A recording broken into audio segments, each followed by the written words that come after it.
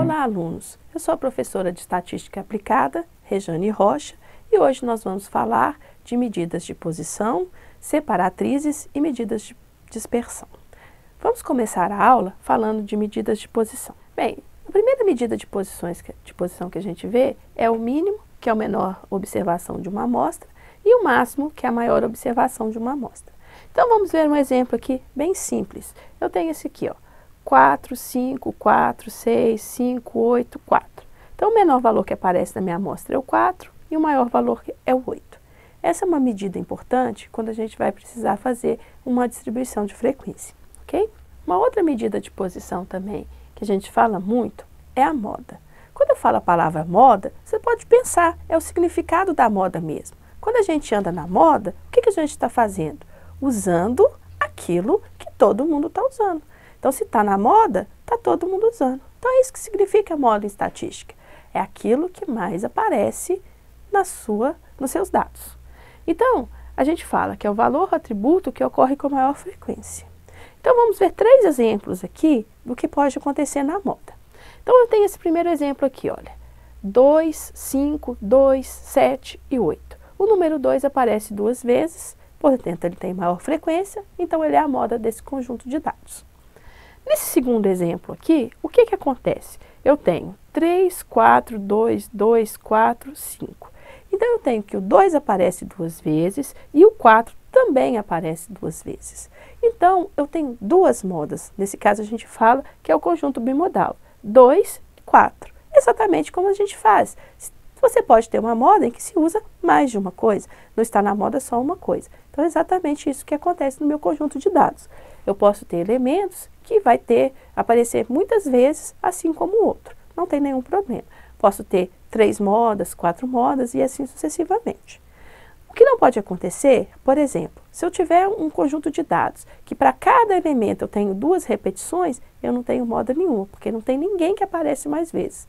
Todo mundo aparece exatamente o mesmo número de vezes. Igual acontece nesse conjunto aqui, que a gente chama de amodal. Então, aqui, olha, 1, 2, 3, 4, 5. Não tem nenhum elemento que aparece mais de uma vez. Todos aparecem o mesmo número de vezes. Então, a gente fala que esse conjunto não tem moda, ok? Bem, e quando a gente tem dados agrupados? Quer dizer o seguinte, uma distribuição de frequência, como a gente já viu na aula passada. Como que a gente faz para calcular a moda? Gostaria de chamar a atenção para essa fórmula aqui. Assim como eu já disse na aula anterior, nós temos vários tipos de notação para as fórmulas e para os FIs de quando a gente está trabalhando. Então, pode ser que exista alguma alteração do livro de vocês e de um livro para o outro, mas eles significam sempre a mesma coisa. É só uma questão de forma mesmo. Então, aqui eu vou dar uma formulinha de moda. O que acontece para a moda para dados agrupados? Então, a moda vai ser igual o limite inferior da classe da moda mais ΔI sobre ΔI mais ΔI vezes a amplitude da classe da moda, ok? O que é esse ΔI e esse ΔI? O ΔI é o quê? É a frequência da classe da moda menos a frequência da classe anterior à classe modal. O que é o ΔI? É a frequência da classe da moda menos a frequência posterior da classe modal. Vejam bem que esses 2 valores aqui, eles sempre vão ser valores maiores que 0. Por quê? Porque a classe da moda é aquela que tem maior frequência. Então, da anterior ou da posterior, esse valor ou ele vai ser igual, se ele for um conjunto bimodal, ou vai ser menor que aquela classe da moda. Então, a gente garante que isso aqui sempre vai ser um número positivo, ok? Vamos ver na prática como isso aqui funciona. Vamos lá. Então, observe aqui que eu tenho um conjunto que é uma distribuição de frequências, tá? E é uma distribuição de frequência para notas. Então, as minhas notas variam de 0 a 2, de 2 a 4, de 4 a 6, de 6 a 8, de 8 a 10, ok? E aqui está a frequência absoluta. Então, na minha primeira eu tenho 28, na segunda 40, na terceira 50, na quarta 65 e na quinta 17. Como que eu identifico a classe da moda? Então, vem cá, eu vou identificar, a moda é o quê? É onde ocorre mais vezes. Então, quem tiver a frequência absoluta maior, vai ser a classe em que a moda vai estar. Então, quando a gente observa as frequências absolutas, a maior delas é quanto? 65. Isso significa que a classe da minha moda é a que vai de 6 a 8. O que vai ser o meu ΔI aqui? Vai ser 65 menos a classe anterior. Então, 65 menos 50, isso aqui vai dar 15. O que vai ser o meu ΔI da fórmula lá? Vai ser 65 menos 17. Por quê? É a frequência da classe da moda menos a frequência posterior. Isso aqui vai dar 48. Então, utilizando a fórmula para calcular o valor da moda, o que a gente vai ter? Limite inferior da classe da moda, que é 6. ΔI, que a gente já viu, 15. Sobre ΔI mais ΔI, 15 mais 48. Vezes 2. Esse 2 é a amplitude da classe, de 6 a 8. Então, significa que a minha moda vai ser 6,48. Observe uma coisa. Quando eu escolho a classe da moda, nessa classe os valores estão entre 6 e 8. Esse resultado que a gente calcula aqui tem que dar um número entre 6 e 8. Se tiver dado um número diferente disso, com certeza existe um erro de conta. Ou um erro pode ser de conta ou de colocação na fórmula. Ok? Então, a gente pode chamar atenção para isso, que é uma forma da gente não errar. Qual que é a interpretação? Então, a nota que ocorreu com maior frequência foi 6,48, né?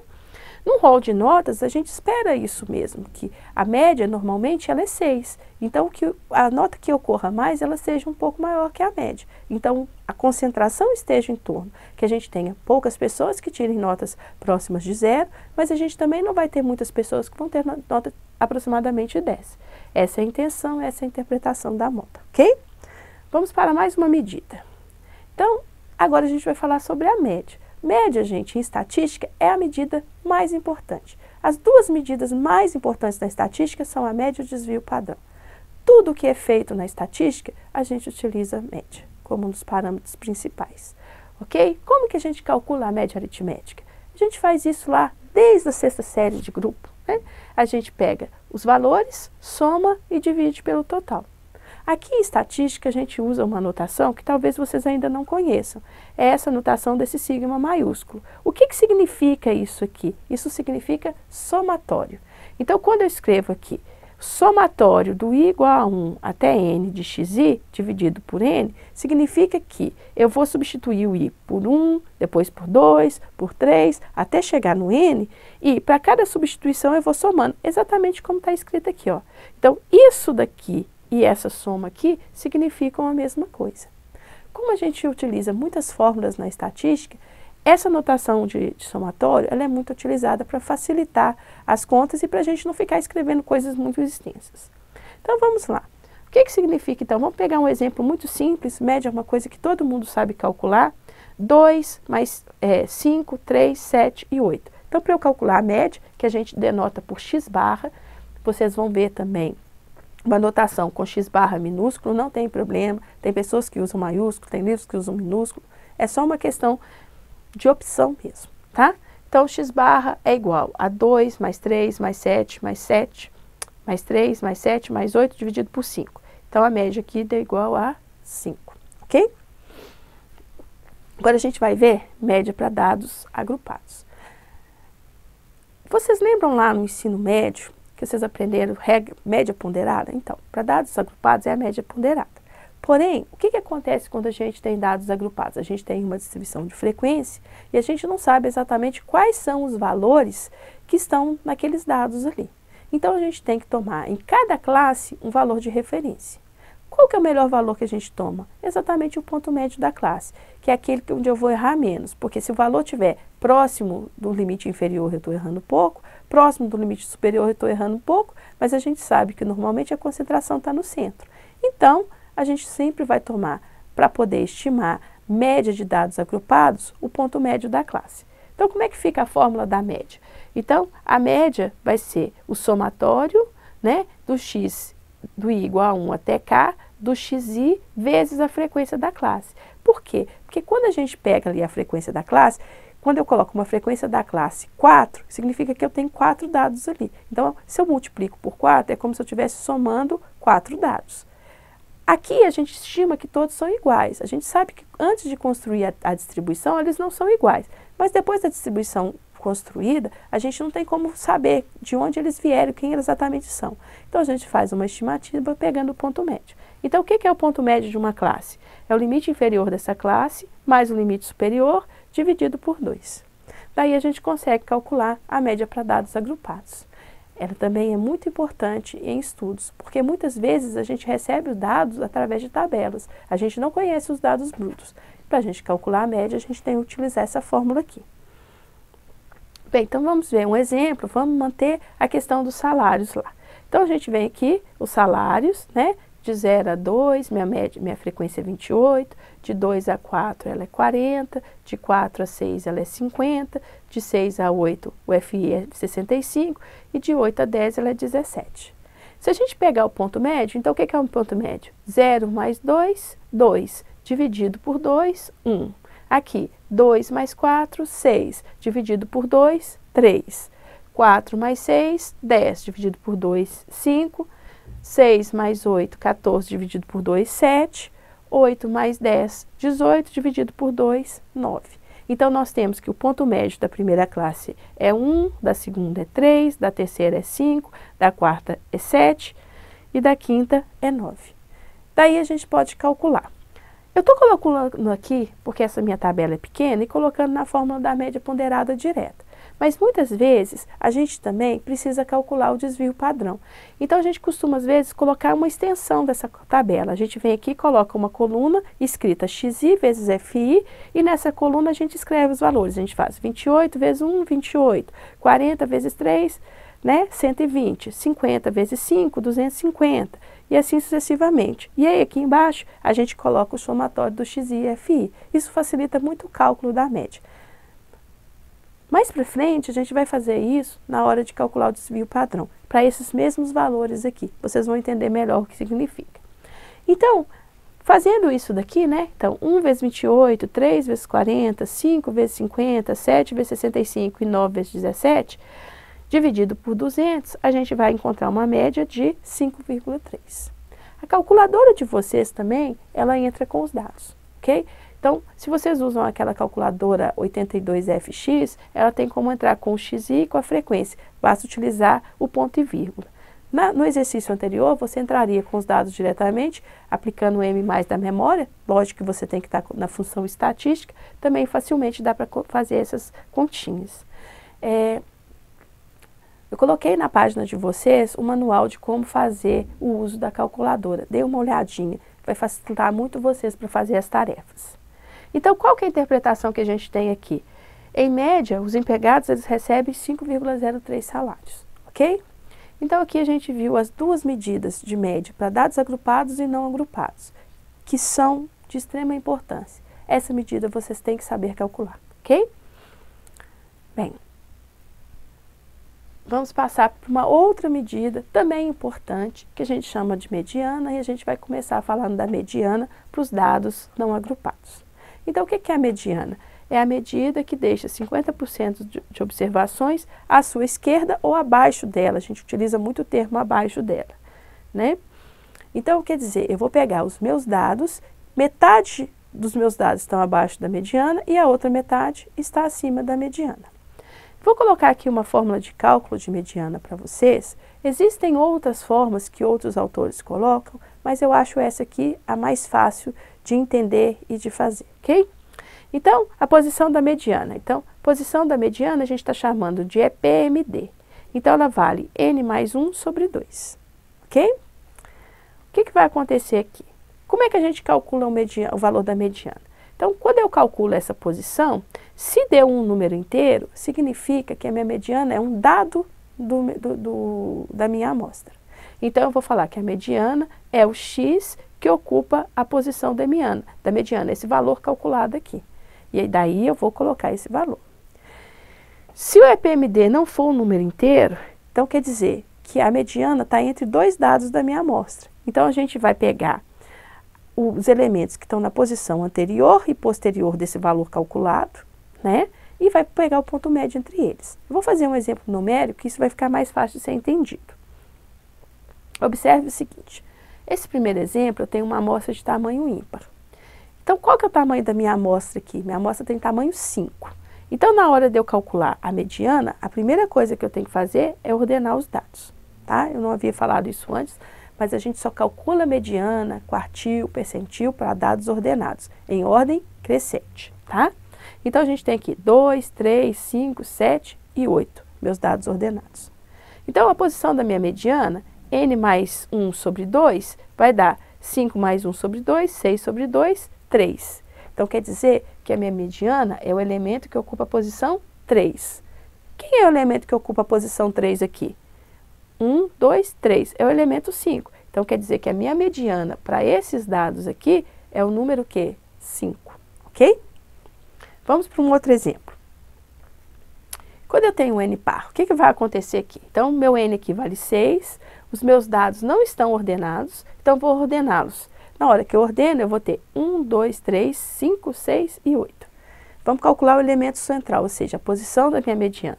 Então, n mais 1 sobre 2, então 6 mais 1 sobre 2 é 7,5, que dá 3,5. Quer dizer, se minha posição está no 3,5, significa que minha mediana vai ser quem? 3,5 está entre quais inteiros? 3 e 4. Então, vão ser os elementos que ocupam a posição 3 e 4, o ponto médio entre eles.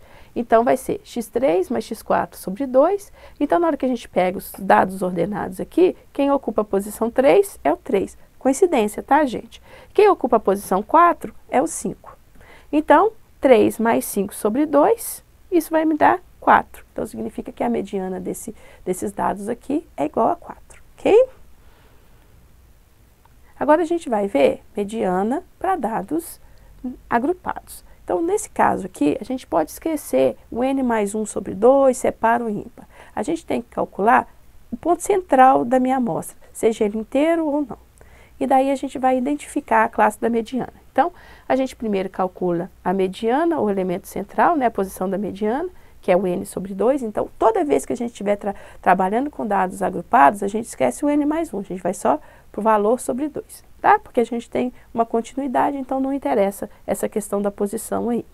O segundo passo é, pela frequência acumulada, identificar a classe que contém a mediana. Então, lá quando a gente falou de frequência, eu falei que a gente utilizava a frequência acumulada quando a gente fosse calcular algumas medidas. O terceiro passo, a gente vai utilizar a fórmula. Então, eu vou traduzir ela para vocês aqui. Então, a mediana vai ser o limite inferior da classe da mediana, que a gente já identificou, né? Mais n sobre 2, que é a posição da mediana, menos a frequência acumulada da classe anterior à mediana, dividido pela frequência absoluta da classe da mediana, vezes c. Então, está explicadinho aqui embaixo o que significa cada um deles. Então, agora nós veremos um exemplo para poder entender melhor como que funciona isso. Então, eu vou utilizar aquele mesmo distribuição de frequência de salários, ok? Então, a gente tem, né, que elas são distribuídas de 2 em 2, aqui a gente tem a frequência absoluta e aqui a gente tem a frequência acumulada, né? A gente já havia visto que como que a gente calcula a frequência acumulada? É a frequência da classe mais a acumulada anterior. Então, nós temos aqui que a frequência acumulada da primeira é 28, da segunda é 68, da terceira é 118, da quarta é 183 e da quinta é 200. Bem, então, vamos calcular o n sobre 2, que é o elemento central. Então, n sobre 2, 200 sobre 2, vai ser igual a 100. O que significa essa frequência acumulada aqui? Que na minha primeira classe, a gente tem os elementos de posição 0 até a posição 28. Na minha segunda classe, da posição 29 até a 68. Na minha terceira classe, da posição 69 até a 118. Como a gente está querendo o elemento que está na posição 100, significa que ele vai estar aqui nessa classe, porque essa classe aqui vai ter os elementos que estão da posição 69 até 118. Então, o que indica aqui a frequência acumulada? A posição do último elemento da classe. Como que eu sei quem é o primeiro? Basta ver a frequência acumulada da classe anterior, ok? Então, como a gente identificou que a minha classe da mediana é essa aqui, eu até destaquei ela em rosa, o que a gente sabe sobre ela? A gente sabe que o limite inferior dessa classe aqui é igual a 4. A gente sabe que a frequência da classe dela é 50. E que a frequência da classe anterior, acumulada, vai ser 68. Então, substituindo os valores na fórmula, o que a gente vai ter? Então, olha, limite da classe da mediana inferior, 4. N sobre 2 a gente calculou, 100. Frequência acumulada da classe anterior, 68. Frequência da classe da mediana, 50. Amplitude da classe, 2. Fazendo essas continhas aqui, então a gente vai achar que a mediana é 5,28. Novamente eu falo para vocês, olha, como minha classe vai de 4 até 6, esse valor, quando eu calculo, pela forma de construção da fórmula, ele tem que ser um valor de 4 até 6. Se eu encontrar um valor diferente disso, eu estou errando as minhas contas. Tem que voltar e verificar onde que isso está acontecendo, ok? Então, nesse caso aqui, a gente tem que a mediana é 5,28. Vamos passar para a próxima medida? Agora a gente vai falar dos quartis, tá? Então, o que acontece? A gente viu que a mediana, a gente pegou a nossa amostra e dividiu na metade.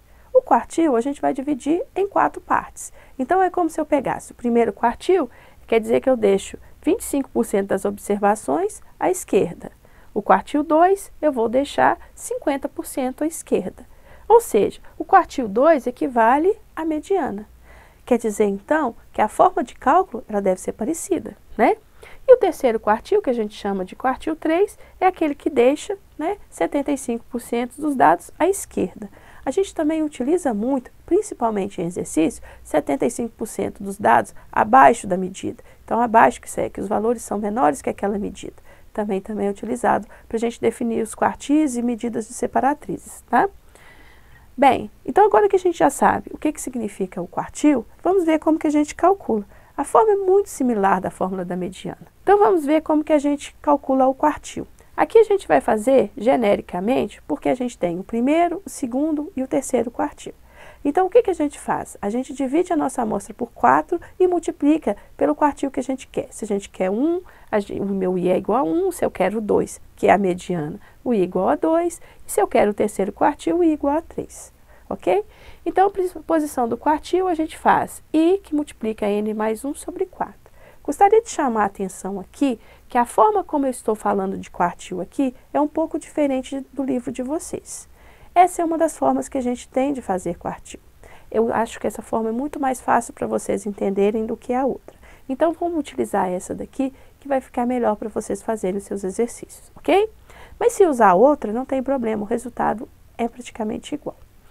Bem, então vamos lá. Como é que a gente calcula o valor do quartil? Então, o QI, ele vai ocupar, se o número, né, a posição aqui for inteira, valor de IN mais 1 sobre 4 for um número inteiro, o quartil é um elemento da minha amostra. Então, esse quartil I, ele vai ser o X que ocupa a posição do QI. Se não for inteiro, a gente vai pegar as posições anteriores e posterior daquele valor e vai pegar o ponto médio entre aqueles dois valores ali, assim como a gente fez na mediana. Vamos para um exemplo numérico que fica mais fácil. Então, esse exemplo A aqui, eu tenho 10 elementos. Então, 1,9, 2, 2,1, 2,5 até 7,7. Eu quero calcular o primeiro quartil. Então, como é que eu vou fazer? Vou calcular a posição do primeiro quartil. Então, N mais 1 sobre 4. Aqui o I vale 1, né? Por isso que a gente está escrevendo N mais 1 sobre 4. Então, dá 10 mais 1 sobre 4, 11 sobre 4, 2,75. Ele não é um número inteiro. Mas quais são os inteiros que estão entre eles? 2 e 3. Então, significa que o meu quartil 1 vai ser o quê? O ponto médio entre os elementos que estão na posição 2 e na posição 3. Quem está na posição 2? O 2 e na posição 3, o 2,1. Então, quer dizer que meu quartil 1 é o ponto médio entre 2 mais 2,1 dividido por 2 vai dar 2,05. Para essa mesma amostra, como é que a gente vai calcular o terceiro quartil? Então, o I aqui vale 3, né? Então, é 3N mais 1 sobre 4. Então, o que a gente vai fazer? 3 vezes 10 mais 1 sobre 4, a gente vai obter 8,25. Novamente, a gente não tem um número inteiro. Então, quer dizer, quais são os inteiros? 8,25 está entre quais inteiros? 8 e 9. Então, significa que meu Q3 é o ponto médio entre o elemento que está na posição 8 e a posição 9. Ou seja, x8 mais x9 sobre 2. Quem que está na posição 8? 3,7. Quem está na posição 9? 6,1. Então, isso significa que o meu terceiro quartil, ele vai ser 3,7 mais 6,1 dividido por 2, que vai me dar um resultado de 4,9. Agora vamos ver um exemplo quando a posição dá um número inteiro. Então vamos lá, eu tenho esses dados aqui, 2,1, 3, 4,5 até 9,5, né? Então o que acontece aqui? Eu tenho 7 dados. Então, meu quartil 1, o que vai ser a posição dele? N mais 1 sobre 4, ou seja, 7 mais 1 sobre 4, que vai dar 8 sobre 4, que é 2.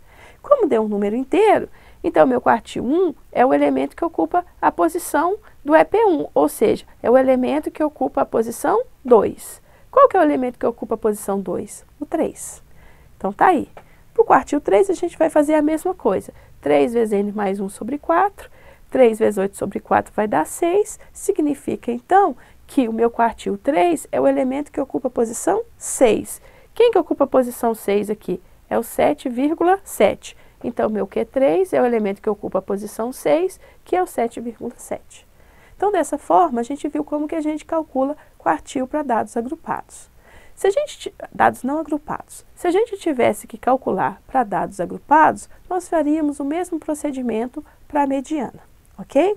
Nós não vamos falar dele aqui agora, porque a gente vai falar sobre percentil, e quando a gente falar de percentil, a gente consegue calcular todas as formas, seja quartil, seja mediana, para dados agrupados. Então, vamos passar para frente. Então, o percentil I, o que é? É a medida que deixa I% à sua esquerda ou abaixo dela. Essa medida é muito importante. Temos, às vezes, problemas que falam de controle de qualidade, principalmente quando a gente fala de 95%. Então, eu quero que a minha média mais 2 desvios padrões deixe mais que 95% dos dados abaixo dela. Então, eu tenho que calcular o percentil 95 e verificar se ele está abaixo da média de mais ou menos 2 desvios padrões, né? Então, ele é uma medida muito importante. Porém, o que acontece com o nosso percentil? Ele é uma medida geral. Se eu calcular, por exemplo, o percentil 50, tá? É a mesma coisa de eu estar pegando. Olha aqui, como é que a gente calcula a posição? Não é? 50 sobre 100. Então, o percentil 50 é a mesma coisa que a mediana, que o percentil 50 é que deixa 50% dos dados à esquerda dele ou abaixo deles. O percentil 25 equivale ao quartil 1, porque o percentil 25 deixa 25% dos dados à esquerda ou abaixo dele. Então, ele coincide com o quartil 1. O percentil 75 é a medida que deixa 75% dos dados abaixo dele ou à esquerda dele. Então, ele coincide com o quartil 3. Então, a partir do percentil, a gente consegue gerar todas as outras separatrizes que a gente já tinha visto. Mas a gente faz um destaque para a mediana e para o quartil, porque elas são muito importantes. Ok?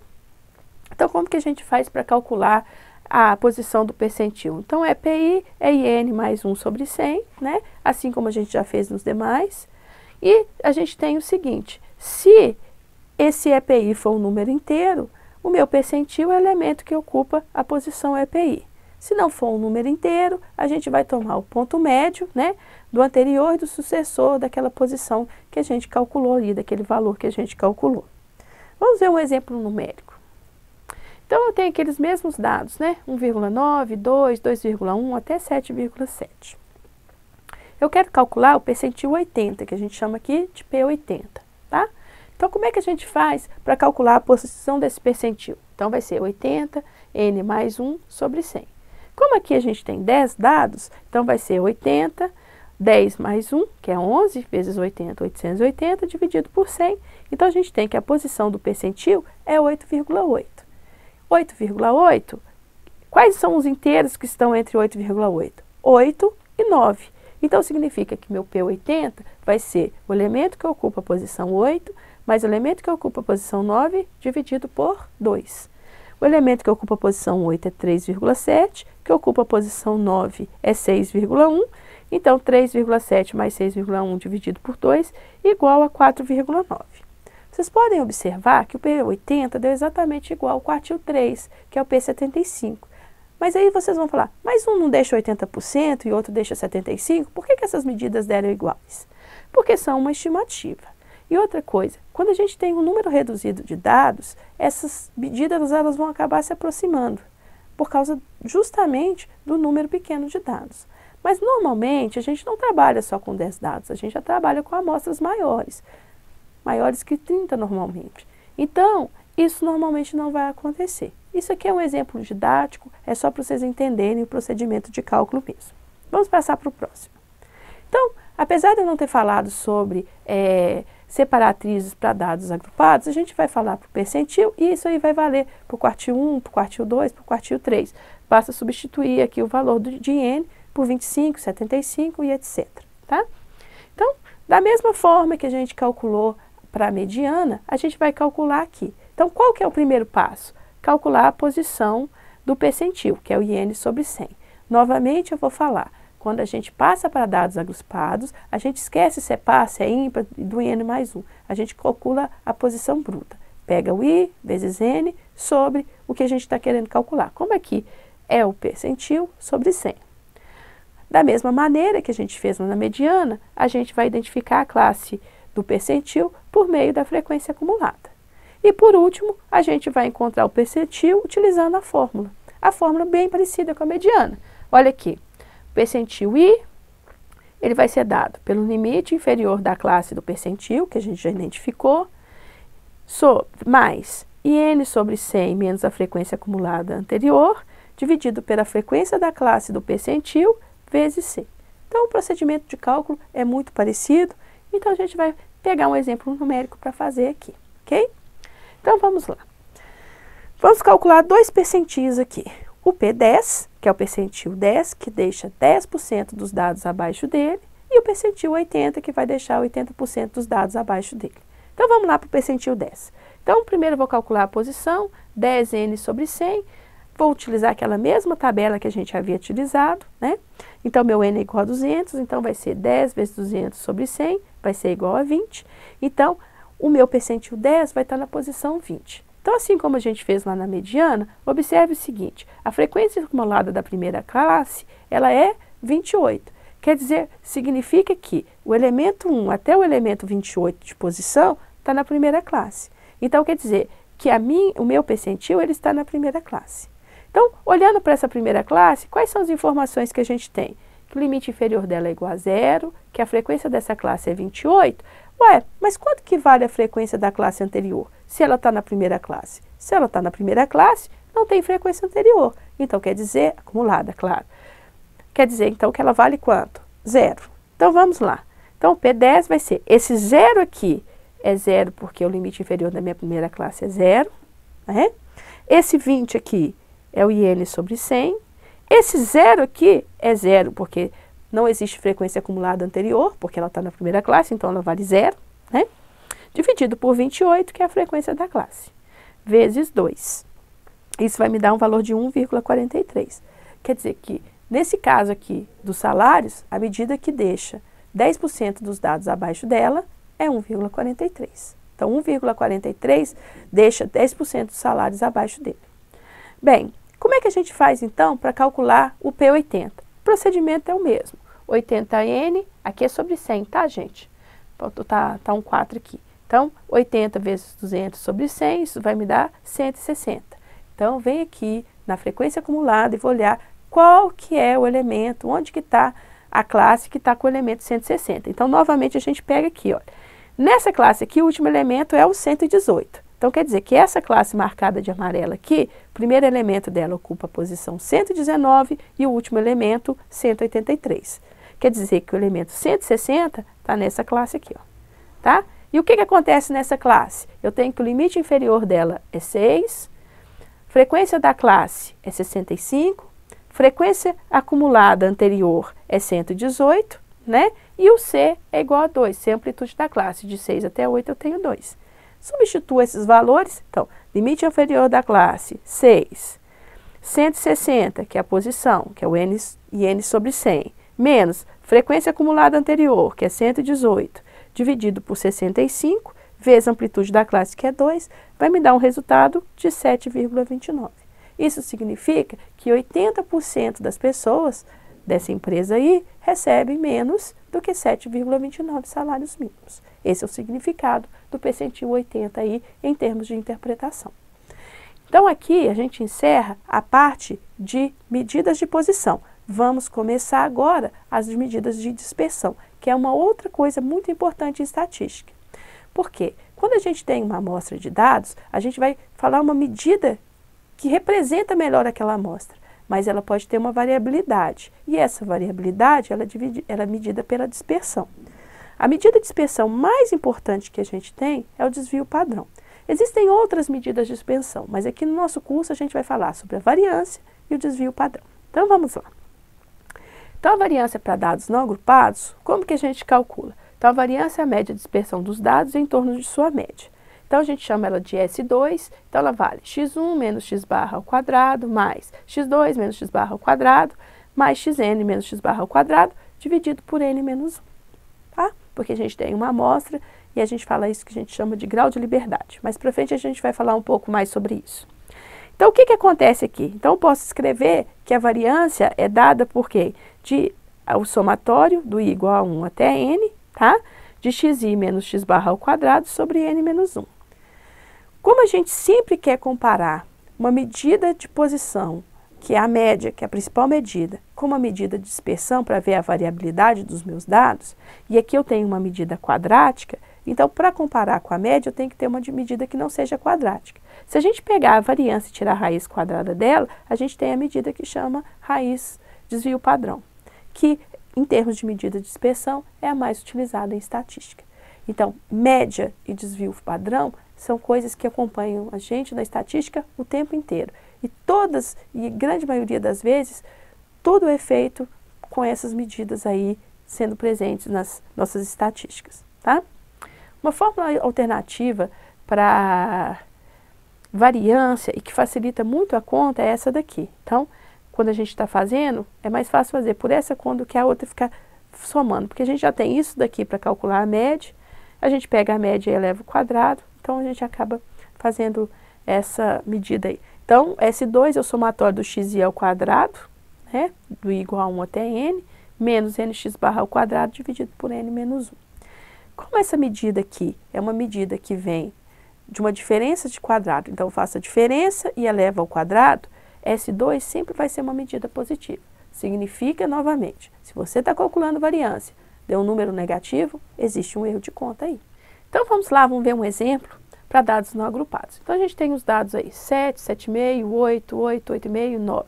A minha média aqui é igual a 8. Então eu vou calcular a variância. Eu calculei o somatório do xi ao quadrado, então 7 ao quadrado, 7,5 ao quadrado, 8 ao quadrado, 9 ao quadrado. Então, a gente vai ter que esse somatório é 386,5. Utilizando aquela fórmula alternativa, então, sobre n menos 1, como n é igual a 6, então, multipliquei aqui por 1/5. Peguei o somatório, né, que é esse somatório do xi ao quadrado, menos 6, que é o n, 8 ao quadrado, que o 8 é o x barra, né? E a gente obteve aqui que a minha variância, utilizando essa soma, é 0,5. Se a minha variância é 0,5, então meu desvio padrão é S, e a raiz quadrada de 0,5, ele vale 0,707, ok? Agora vamos ver variância para dados agrupados. O desvio padrão continua sendo a mesma coisa, porque ele é a raiz da variância, então a forma de cálculo não muda nem para dado agrupado, nem para dado não agrupado. Bem, o que acontece naquela forma? A gente incluiu a média ponderada aqui, o FI, o resto ficou exatamente igual. Porque aqui no cálculo do x barra, a gente já viu que para os dados agrupados, a gente inclui o somatório do FI. Então, vamos lá. Então, S2 vai ser o somatório de I igual a 1 até n, de xi ao quadrado vezes FI, menos nx barra ao quadrado sobre n menos 1. Vamos ver um exemplo numérico, e dessa vez a gente vai fazer a extensão da tabela, que é como a gente faz normalmente para calcular o desvio padrão. Vamos lá. Então, olha, o que acontece aqui? Eu tenho a minha tabela, né, de distribuição, está aqui, de salário. Então, de 0 a 2, 28, de 2 a 4, 40, de 4 a 6, 50, e assim sucessivamente, ok? Então, a gente já anteriormente calculou o ponto médio da classe, que é o xi, então a gente pega 0 mais 2 dividido por 2 dá 1, da segunda vai dar 3, da terceira dá 5, da quarta dá 7 e da quinta dá 9. Então, o que fala a fórmula do desvio padrão? A fórmula do desvio padrão, não, desculpa, da variância. A gente vai pegar xi ao quadrado vezes fi. Então, como que a gente faz? Se a gente já tem o xi aqui, o que acontece? Vamos pegar essa coluna e multiplicar por essa, 1 a 1. A gente vai facilitar bem a nossa vida. Então faz 28 vezes 1, 28, 40 vezes 3, 120, 50 vezes 5, 250, 65 vezes 7, 455, 17 vezes 9, 153. Quero chamar a atenção, apesar de eu não ter colocado esse valor aqui, isso que aparece aqui é o somatório do xi vezes fi. Então, se a gente estivesse calculando a média aqui agora, o que a gente faria? A gente estaria pegando esse somatório aqui, dividindo ele por 200, e a gente encontraria 5,03. A gente já fez esse procedimento lá atrás. Se vocês tiverem alguma dúvida, é só voltar. Ok? Agora, observe o seguinte. Essa parte da minha fórmula, o que ela diz? Xi ao quadrado vezes fi.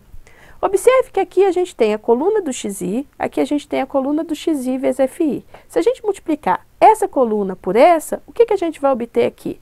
Xi ao quadrado vezes fi. Exatamente isso aqui que a gente tem na fórmula. Então, na hora que a gente multiplica essas duas colunas aqui, a gente vai ter esses valores. Quando a gente soma, né? A gente multiplica essas duas linhas, né? A gente vai obter um desses valores. Quando a gente vem aqui e soma essa coluna, esse resultado que a gente encontra aqui é o quê? O somatório do xi vezes fi. De x ao quadrado vezes fi. Então, isso facilita muito calcular a variância. Então, a gente vem aqui. 1 vezes 28, 28. 3 vezes 120, 360. 5 vezes 250, 1250. 7 vezes 455, 385. 9 vezes 153, 1.377, e a soma disso dá 6.200. Então, na hora que a gente substitui na fórmula, o que vai acontecer? Somatório de xi ao quadrado vezes fi, 6.200. N, 200, vezes x barra ao quadrado. A gente já calculou lá anteriormente, que era 5,03 elevado ao quadrado. Isso dividido por n menos 1, dividido por 199. Esse resultado dessa conta vai dar 5,72. Significa que a variância dos salários é 5,72. Tirando a raiz quadrada, então raiz quadrada de 5,72, 2,39. Então, o que a gente pode tirar desses dados? Que para essa distribuição de frequência, a gente tem uma média de 5,03 e um desvio padrão de 2,39. Bem, espero que essa aula tenha esclarecido como a gente calcula as medidas de posição e dispersão. Até mais para vocês, alunos.